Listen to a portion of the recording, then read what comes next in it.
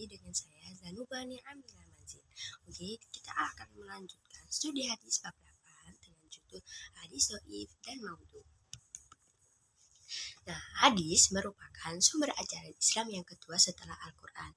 Sedangkan sebelumnya hadis-hadis Nabi Muhammad masih terdengar dalam ingatan para sahabat untuk kepentingan dan pegangan mereka sendiri. Nah, di sini juga ada definisi hadis dhaif.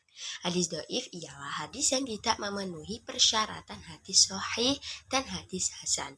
Nah, secara umumnya hadis dhaif tidak digunakan sebagai hujjah atau dalil dalam menetapkan hukum syariat karena kelemahan sanad atau matanya yang dapat menimbulkan keraguan.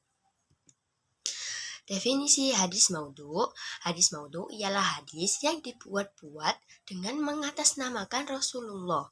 Hadis maudhu ini menurut pendapat mayoritas ulama tidak termasuk hadis karena tidak berasal dari realitas hidup Rasul dan bahkan haram hukumnya untuk meriwayatkannya.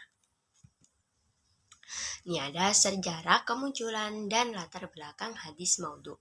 Al-Adabi berpendapat bahwa hadis maudhu tentang urusan duniawi sejak ada zaman Nabi, sedang hadis maudhu tentang masalah keagamaan belum ada. Sedang mayoritas ulama berpendapat bahwa hadis maudhu mulai ramai muncul ketika Khalifah Utsman bin Affan wafat, atau lebih dikenal dengan peristiwa fitnah kubro, dan terus berkembang hingga masa Khalifah Ali bin Abi Thalib. Nah, kesimpulan dari bab ini adalah hadis dhaif adalah hadis yang tidak memenuhi persyaratan hadis sahih atau hasan karena adanya kelemahan dalam sanad atau periwayatannya, namun tetap dinisbatkan kepada Nabi Muhammad SAW. Sebaliknya, hadis maudhu adalah hadis palsu yang dibuat-buat dan tidak berasal dari Nabi sama sekali. Perbedaan mendasar antara keduanya adalah hadis dhaif masih mungkin berasal dari Nabi, walaupun periwayatannya lemah, sedangkan hadis maudhu jelas-jelas hasil rekayasa dan dusta atas nama Nabi.